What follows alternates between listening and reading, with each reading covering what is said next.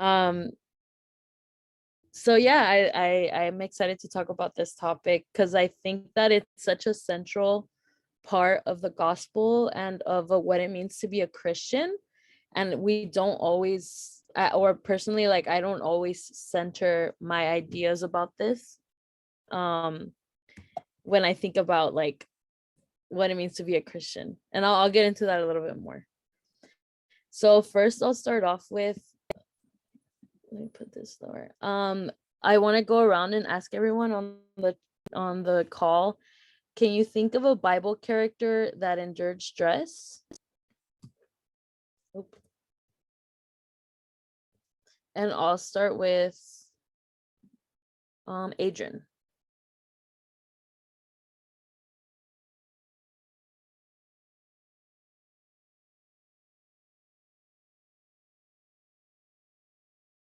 Um, I'm thinking. What do you mean by stress? Like a How would problem that he had and then he was kind of stressed out or anxious. um hmm, um I guess maybe from I don't know. I don't really know the whole um character thing about it, but I'll say Peter. I think. If I'm wrong, I'll say Peter. Peter. Okay, that's good. When do you think he struggled with stress? What comes to mind? Um, I can't remember. It's because it's been so long since I've heard from that by a biblical character, so I'm not really sure. Uh, Okay, that's okay. yeah. Um, all right. Thank you, Adrian. And then I'll pick on Bianca now. I feel like a lot of characters, if not all, had their stressful times. But maybe David. David, that's good. That's a good one. He definitely had a lot of stress. Adriel.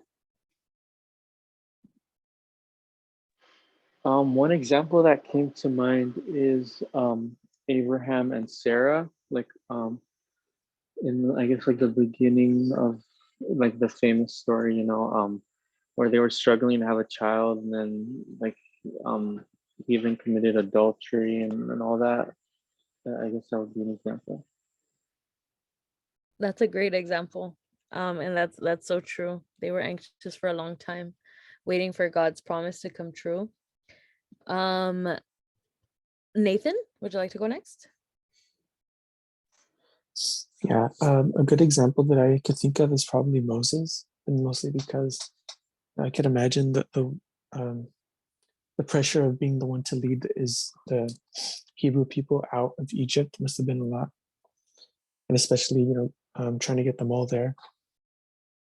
Very true, and especially since he wasn't able to speak well, he had like an issue, speech issue. So I'm sure that would cause a lot of stress.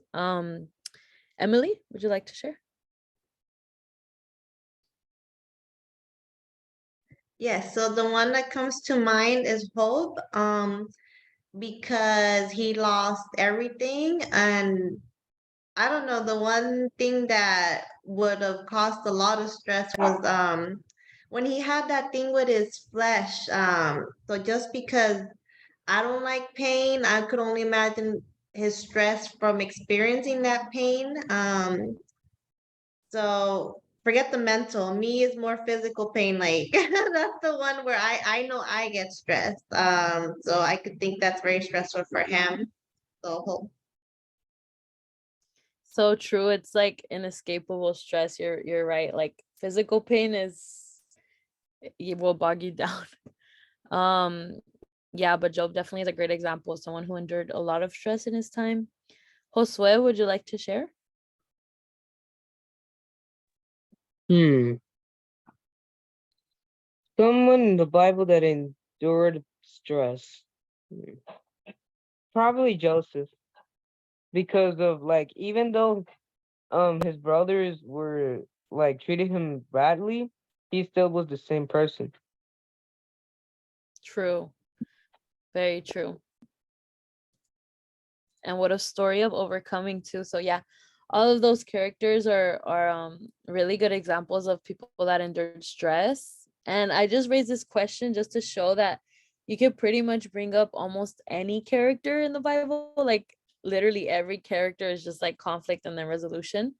Um, and I feel like a lot of the times we can kind of like not idolize but like put characters like for example Abraham or Moses or something like that on a pedestal. Just we kind of forget to think of them as real people with such struggle and such failures in their lifetime, and that endured such great stress and anxiety. And I think that's a good perspective to have. Like all the stories in the Bible, there are stories of people that have done worse things than us, that have lived through worse things than us, and that have gone through so much anxiety and so much stress. And so I think that makes it easier to feel like carrying the burden of sometimes wanting to be super holy or wanting to be perfect in every area of our lives, is really not the right perspective to have, because nobody was perfect in the Bible, and certainly nobody was exempt from having stress and conflict. So that brings me to, sorry, to my next. I did want to discuss like about 6 Bible characters, and just their stories and what I think like we can learn from them about anxious Bible characters. So one of them is Martha. I really like this example. This example, I think from an early age, I kind of caught on to the meaning of it, and it really shaped my relationship to like church and service in church and like what life is really about. So Martha's story is in Luke 10 specifically. It was a day where Jesus went to Martha and Mary's house. They were sisters. And so he visited and he was gonna give, talk to the people and everything like that. And I don't know if you guys ever have experienced this personally or have experienced maybe your moms or your grandma, when someone comes and that you have to clean the whole house and they're so busy and they're so stressed out. I have to do this, I have to do that, I have to clean, I have to cook, I have to make sure everyone's okay. And I don't know, I really see that in my mom specifically, because she's such a person of she loves serving other people, and she loves being a good hostess, and she loves making people feel comfortable. Like she's like never thinking of herself, she's always thinking about serving others and like making sure everything's perfect and okay. And I just always see her running around. So when I see like Martha, I always see like this is like I can picture that, like she was like. And also not only that, but she, Jesus, like she respected him as at minimum a prophet, but if she understood at that point that he was God, like she understood that, and she, like how important it was for her to like host him. So she was stressed out, she was anxious, and then Jesus says, the Bible says, Martha, burdened with much serving, came to him and said, Lord, do you not care that my sister has left me by myself to do the serving? And it's so funny because she's like, Jesus, don't you see everything I'm doing? Like, and I could see this because mom's always like, oh, don't you see it? I don't even know what she's thinking. She's like, oh, don't you see everything I'm doing? Like, don't you want to help? Like, hello, why are you just sitting there? You know what I mean? And so that's what she's telling Jesus, like, don't you see how bad she's being? Like, she's just sitting there listening, and I'm over here doing all the work. Like, isn't that unfair, And she tells Jesus, like, tell her to help me. And then the Lord said to her in reply, Martha, Martha, you are anxious and worried about many things. There is need of only one thing. Mary has chosen the better part, and it will not be taken from her. I spelled that wrong, sorry. So this is so powerful because I think like we all here attend church, and I think that's part of our routine. I don't think it should be like a routine, but I think that could sometimes bring us, like when there's events or just so many things to organize, that could also bring us some sort of stress of like having to show up to church on top of having to show up to work, having to show up to school, having to show up to your relationships or anything like that. And this is just the perfect example of kind of like cutting through that. And Jesus changing her perspective and showing her that the priority should always be that open heart toward Jesus, that open toward God, that open heart toward that open ear to listening about God, and just like that, the state of mind that Mary had where she was not worrying about everything that had to be done. Although of course, like I'm sure that Martha did a good job in cooking the food or cleaning or whatever she had to do, but what everyone was there for was to listen to God, to listen to his word, to connect with him. They were there to experience a sort of a peace that nothing else in their life can have. And how ironic is it that God was there to spread that peace, to kind of speak, um, like preach, and even in the presence of Jesus, Martha was so worried, like she was so in her head. Even though the subject was, oh, let me host Jesus, which is like one of the holiest things I think you could do, like one of the most important things you could do. She still was not connected to him. She still was not, like, she wasn't at peace, even though she's in the presence of the giver of peace, of the source of peace, of the source of love. She still was in her mind focused and stressed on everything else but Jesus. And so Jesus is saying, no, look at Mary. Like, her state of mind is peaceful. Her state of mind is relaxed. Her state of mind is rest in me, rest in listening to me. So here I think it's a great way to understand that in every situation we can rest. I think a lot of us struggle with, I personally, like, I think when it comes to school, like, I always took the approach of like, stress is a good thing. Like, stress, when I'm worried about every little thing regarding school, or stressed about every little thing, um and even like hopped up on coffee or whatever, that's when I'm gonna do my best.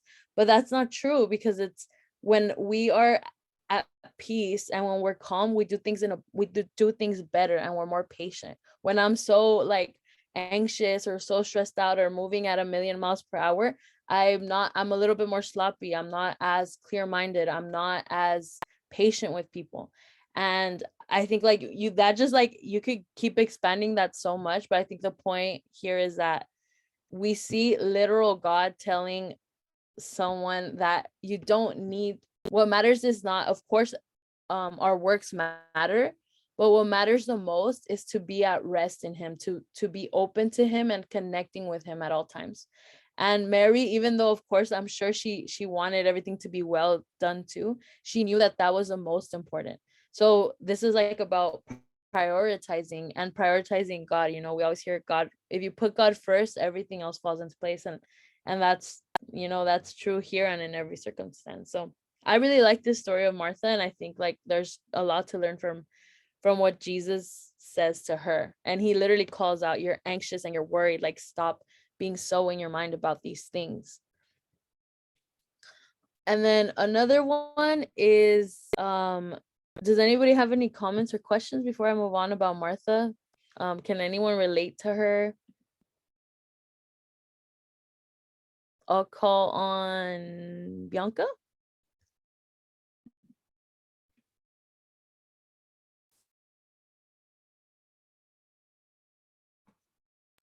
I feel like at some point we all relate to her. I feel like just everything. I don't know. I don't know how to say it. I'm sorry.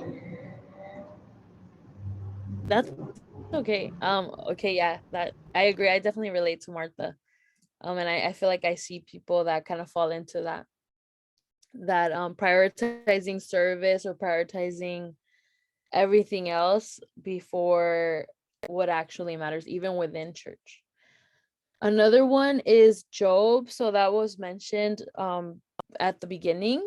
Job suffered from anxiety. Like Emily mentioned, one of them was his physical affliction, which was, I'm sure, horrible. And not only that, but also death of his children, so grief, and material possessions like poverty.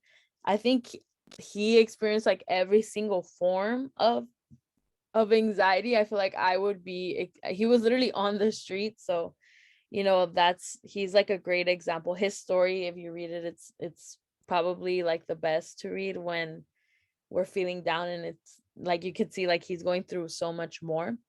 So the Bible tells us Job opens his mouth and cursed the day of his birth. Why did I not die at birth, come forth from the womb and expire? Why is a light given to him who suffers, and life to the bitter soul who long for death? But there is note.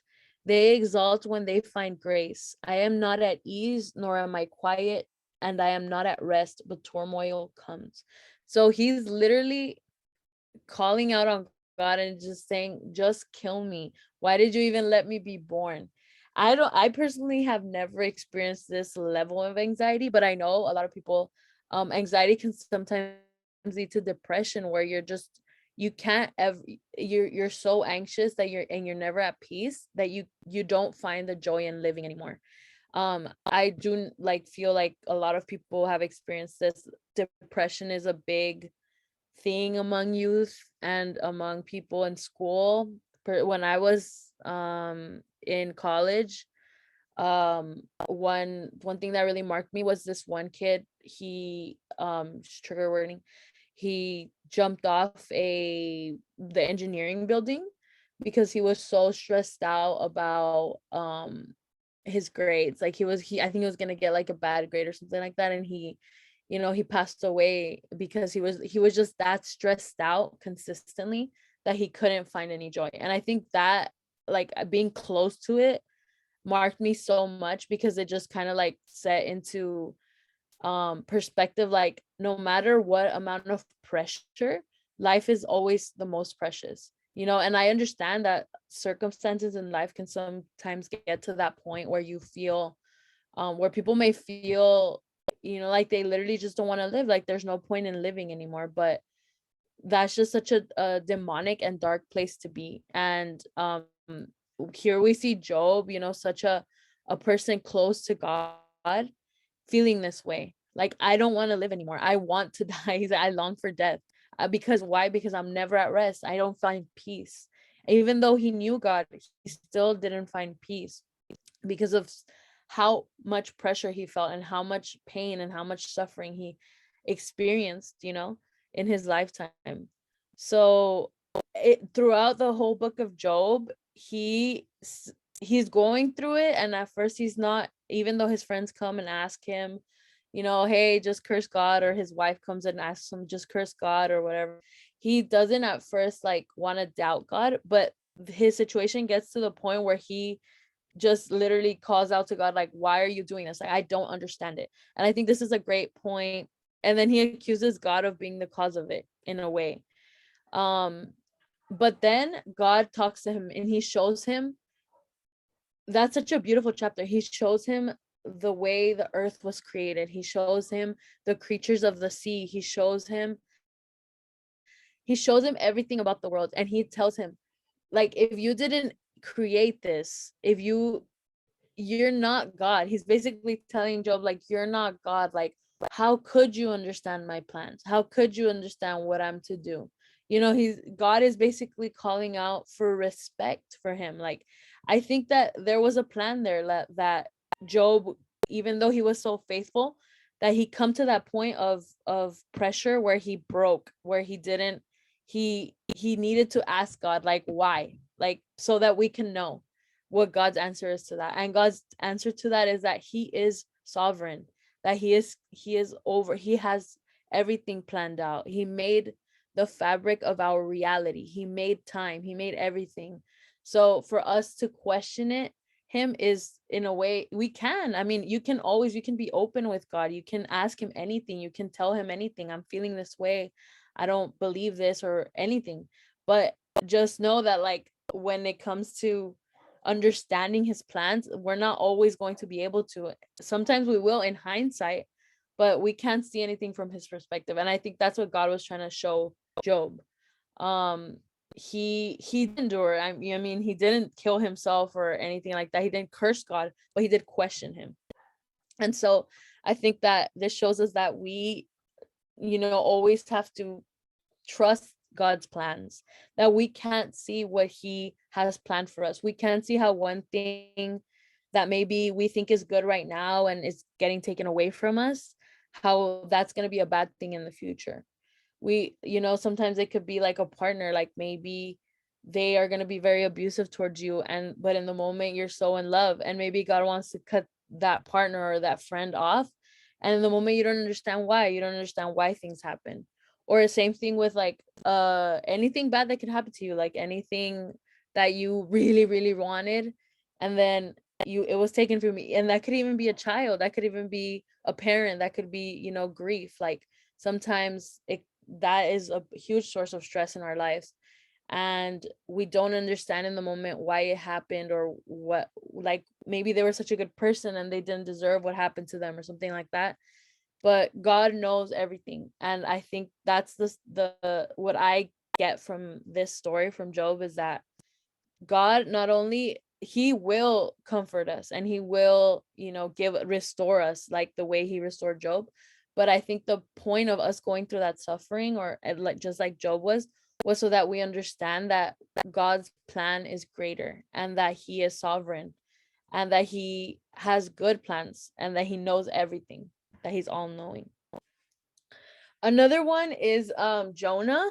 So Jonah experienced a lot of stress.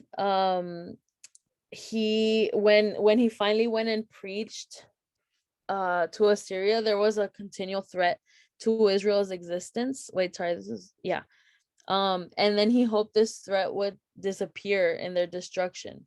So he wanted them, this is what he said. He said, "Therefore now, O Lord, take, I pray thee, my life from me, for it is better for me to die than to live."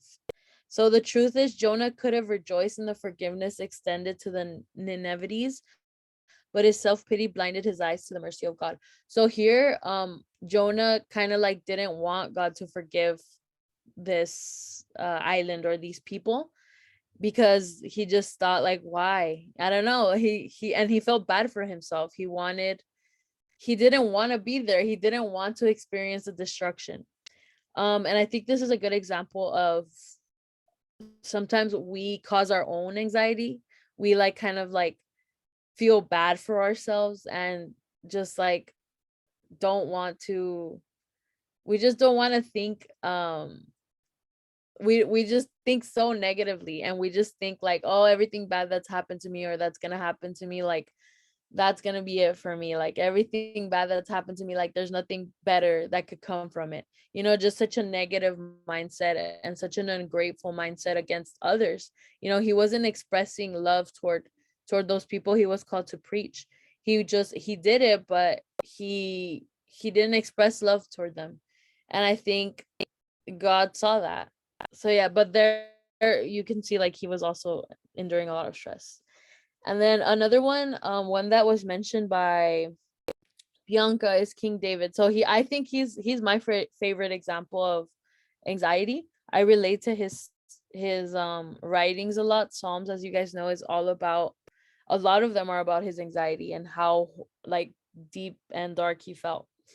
So King David was a man after God's own heart. So yeah, he was a friend of God, but yet he went through, he was called already to be king, but King Saul was constantly torturing him, was constantly hunting him down. There were several like things that he went through, including his own sin, that he sinned by being adultering, and that also caused him a lot of anxiety. So yeah, so I think he's a perfect example of what that can turn into, of someone who has, like, we could see how depressed he was at times, and then how God converted that depression, that kind of anxiety, into praise, because all of Psalms is him either asking God for help and then praising God, "Thank you for helping me." So one psalm that I really like, that helped me when I was kind of going through a hard time, stressed out about life circumstances, is Psalm 6. So I like it because it's so detailed, and I really related to this when he was like when I was reading it and I was feeling, I think that was like one of the lowest points, like that I felt really, really, really sad. I related to it because of the details. So it says, Lord, do not rebuke me in your anger or discipline me in your wrath. So I think this specifically is already like, you can ask God, like, no, like, don't, like, save me from your own wrath. It says, have mercy on me, Lord, for I am faint. Heal me, Lord, for my bones are in agony. My soul is in deep anguish. How long, Lord, how long? Turn, Lord, and deliver me. Save me because of your unfailing love. Among the dead, no one proclaims your name. Who praises you from the grave? I am worn out. So this is like him kind of like telling God, like, spare me. Like, don't kill me. Don't let me die because I'm not going to be able to praise you if I'm dead. And I think this is so specific because it's like, and he's so smart for this, or he's just so like, I don't know, he just knows God for this because he knows that what God wants from us is praise, and what God wants from us is like to for us to be redeemed and then for us to be grateful toward him. And so he's like saying, like, look, if you let me die, if you let me fail, I'm not going to be able to praise you. So why I'm useless to you. And it says, and then here's where it gets detailed. It says, I'm worn out from my groaning. All night long, I flood my bed with weeping, with tears, and drench my couch with tears. Like, my eyes grow weak with sorrow. They fell because of all my foes, my enemies. Away from me, all you who do evil, for the Lord has heard my weeping. The Lord has heard me cry for mercy.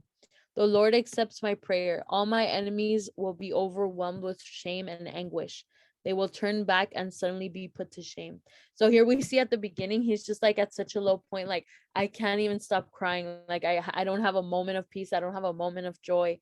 I'm just like, my soul is in agony, in anguish. That's like the deepest form of anxiety, just like pure restlessness, you know?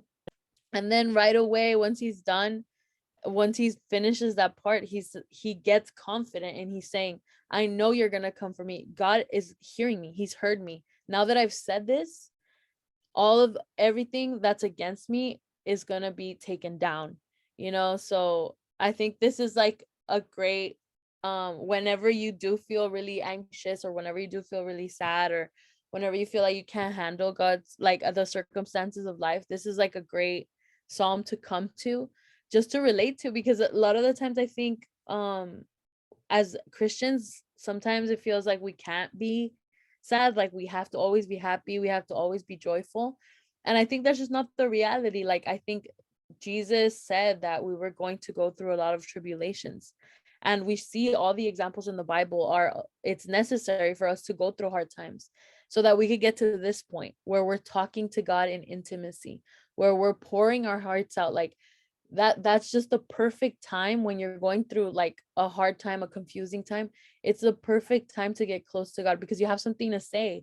You have something to ask God for. Like, God, it's an opportunity. Every time there's a difficult circumstance, it's an opportunity to really ask God for guidance and for comfort, and to just express yourself toward him, and to also like let God show you the way he works. Let God show you how he turns that situation around, how he, makes miracles out of any situation. So I think this is a great psalm. And also, I think if you are going through a depressing time, anxious time, if you read Psalms, that's like gonna really encourage you. And it'll encourage you to see how David praises, like his heartfelt praise, how deep it is, and how beautiful it is from those difficult circumstances that was born, that praise has to come from somewhere. Like, it doesn't just, I think it's when we praise, of course you could just say things, but it's more meaningful when you're saying it for a reason, of course. Like David praises when God frees him from his enemies.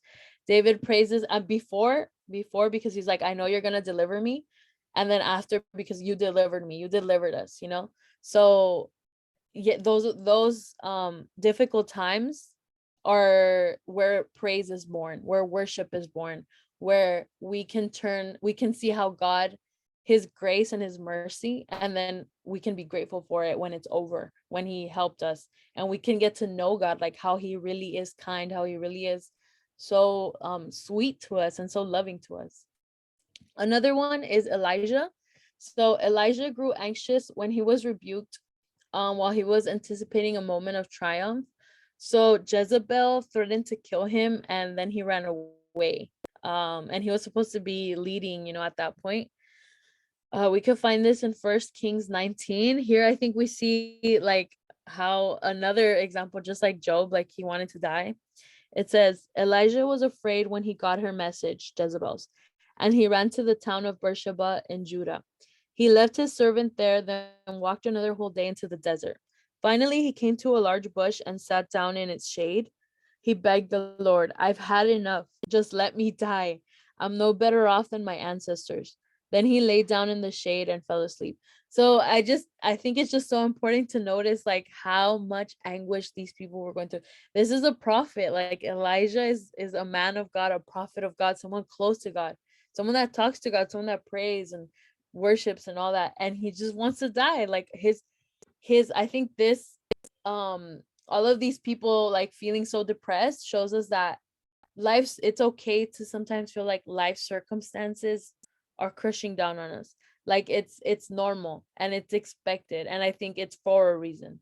Like I don't think it's good to when you're going through a hard time just act like nothing bad is happening, or just be like um just like ignore it, because it's you kind of have to be honest. And like if you feel a certain way, if you feel so depressed, if you feel like you can't handle things anymore, then say that, then just open up. Like if you have someone you can open up to, then that's good. But the best way person to or the best way to open up is by praying, by expressing it to God, because he could actually do something about it, and he could actually give you comfort and change your circumstances. Finally, another anxious Bible character is Jesus, so even Jesus was anxious in Mount Gethsemane, I don't know how to say it in English. We could see the peak of his anxiety because he knew like the horrible torture and pain that was approaching. So it says in Matthew 26, then Jesus went with them to a place called Gethsemane, and he said to his disciples, sit here while I go over there and pray. And taking him, Peter and the two sons of Zebedee, he began to be sorrowful and troubled. Then he said to them, my soul is very sorrowful, even to death.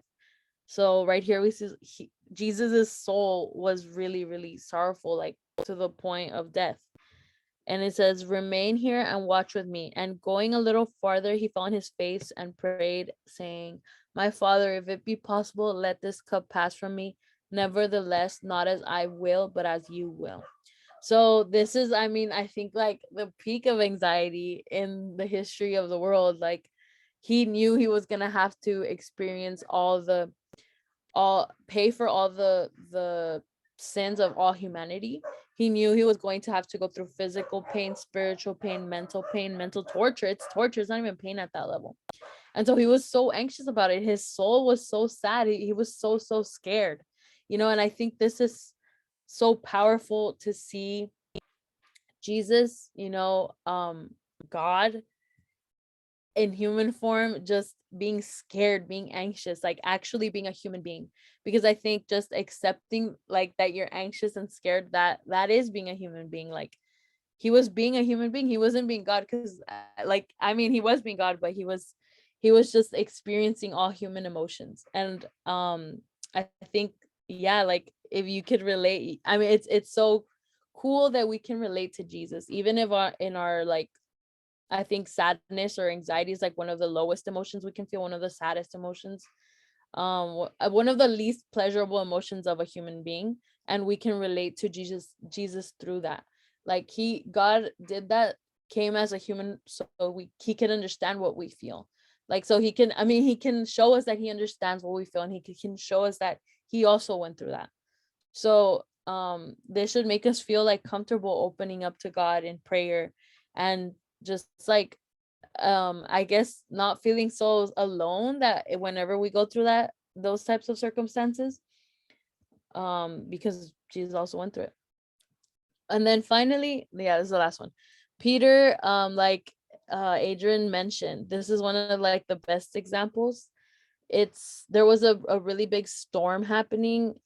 Jesus and his disciples were in a boat, and there was like a hurricane, essentially. Like there was a big storm, and there was wind, and they were scared, the disciples. And then all of a sudden Jesus goes out to them walking over the lake. And when the disciples saw him walking on the lake, they were terrified. It says, "It's a ghost," they said, and cried out in fear. But Jesus immediately said to them, "Take courage, it is I, don't be afraid." "Lord, if it's you," Peter replied, "tell me to come to you on the water." "Come," he said. Then Peter got down out of the boat, walked on the water, and came toward Jesus. But when he saw the wind, he was afraid, and beginning to sink, cried out, "Lord, save me." Immediately Jesus reached out his hand and caught him. "You of little faith," he said, "why did you doubt?" So this is a great story to show us kind of like the process of fear and anxiety, like the process of um just like it's the perfect way to show what we go through, I guess, like what happens in that situation when we lose trust. So we see that Jesus is telling him, like, trust me, like, don't be scared. And then what happens? Like Peter, it says he looks at the water, and he, instead of continuing to see Jesus, he just looks at all of the bad circumstances, and then he gets scared, and that's why he falls. Um so I think that's like exactly the point of all of this, that a lot of like we tend to look at all the bad things that are happening, and how could we not, just like Job, like how could he ignore all his kids being dead? How could he ignore all the pain, physical pain? How could he ignore all that poverty? um but it's possible, and Jesus is telling us here that it's possible to be fearless. It's possible when we have faith, when we trust him, when we refuse not to ignore things, but to keep our eyes on him. It's possible to have complete peace, just like that song says, during a storm, during the worst time of your life. It's possible to be in the best emotional state. And I've experienced this, like sometimes I'm in the best physical, like for example, the best things in life are happening to me, and I'm in such a bad place emotionally or mentally. And then sometimes I've been in like one of the worst circumstances, like really like scary situation, or like sad situation, or confusing situation, but I'm in such a good place. Like I'm just so happy, I'm so peaceful, like I just feel close to God. And that's because at that moment, like God is granting me that peace. He's granting me the ability to just like trust him, just let go of the circumstances. Like there's nothing, fearing and having anxiety is not going to help anything. Even though it's necessary for us to go through tribulations, it's not necessary for us to be fearful or anxious.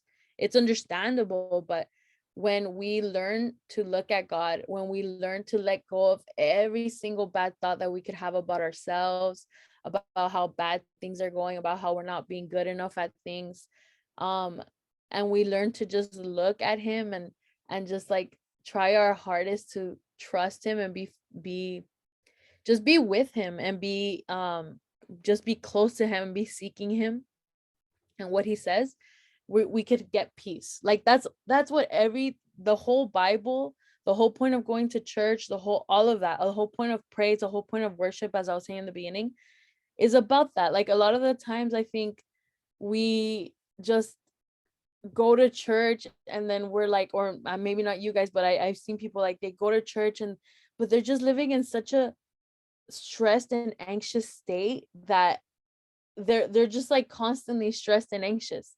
And sometimes they're constantly stressed and anxious about church, or about things they have to do at church.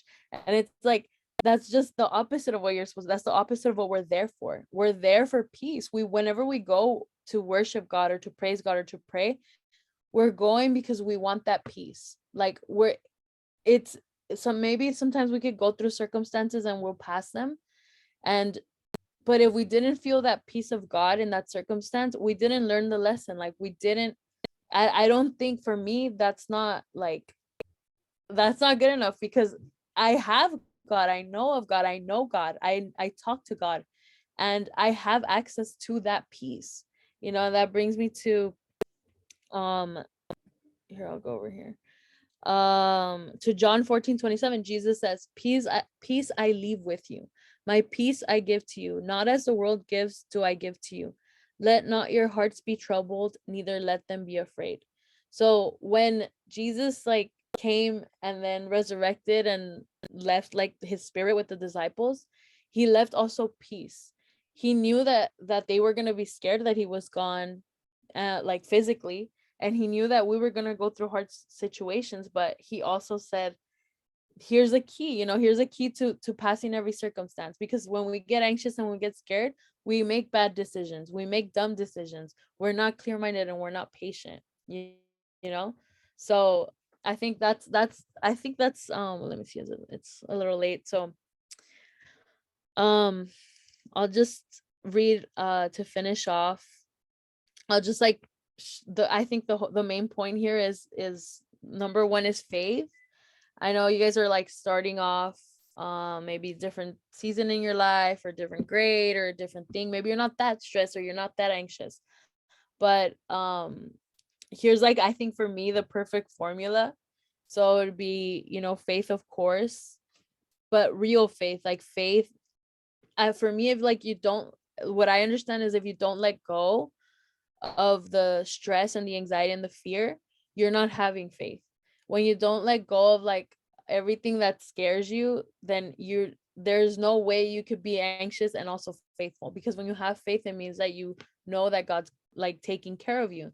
You could just be like a baby, resting in his arms, you know what, no matter what happens, no matter what I'm scared of, at school, or bullies, or I don't know, things like that, or maybe a failing, um God has me in his hands, and I could rest, I could be chill, I could be peaceful, I could be I could be at peace.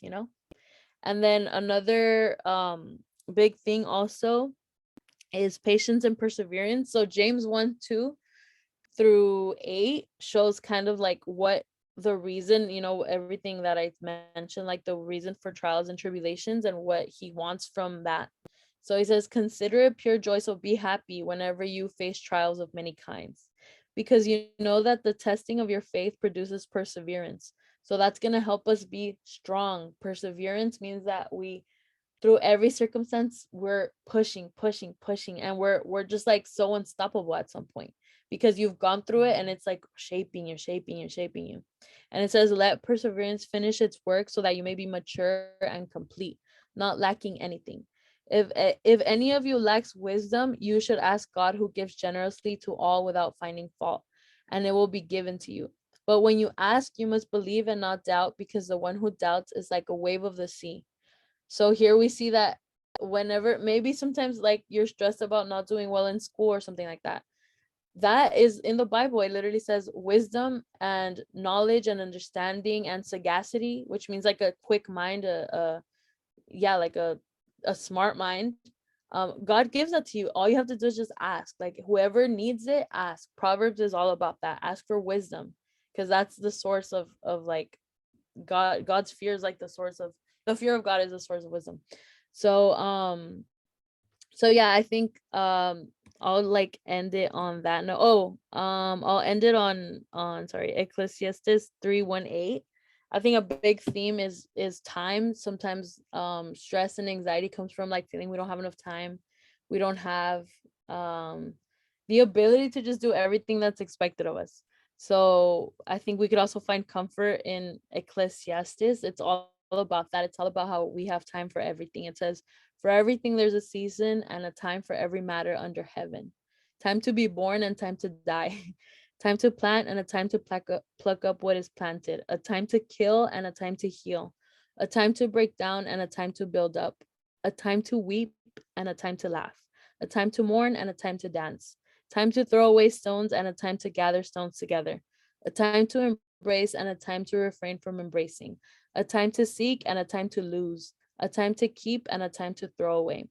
A time to tear and a time to sow. A time to keep silence and a time to speak. A time to love and a time to hate.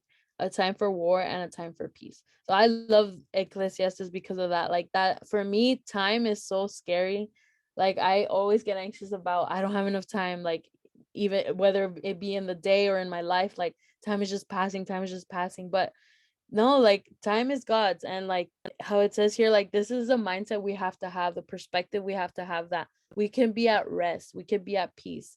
And maybe right now is a season of hardship, or maybe it's a season of joy, but either way it's a season and it's gonna pass, you know, whatever circumstance that's hard, or maybe you just if there's a lot to do at school, at work, it's gonna pass. Like it's not always like that. So yeah, I encourage you guys to read some of those stories, and to whenever you guys pray for knowledge, wisdom, sagacity, and then also the fruits of the spirit, because that's really helped me whenever I'm like praying for these things specifically. Galatians 5:22 through 23. I feel like I'm the best person. Like I'm so patient, I'm so relaxed, I'm so at peace, I'm so like I loving toward others. Whereas when I'm kind of not praying for that, I'm not taking care of that stuff. Like I could be really mean, or I could be really anxious, I could be really like that. So yeah.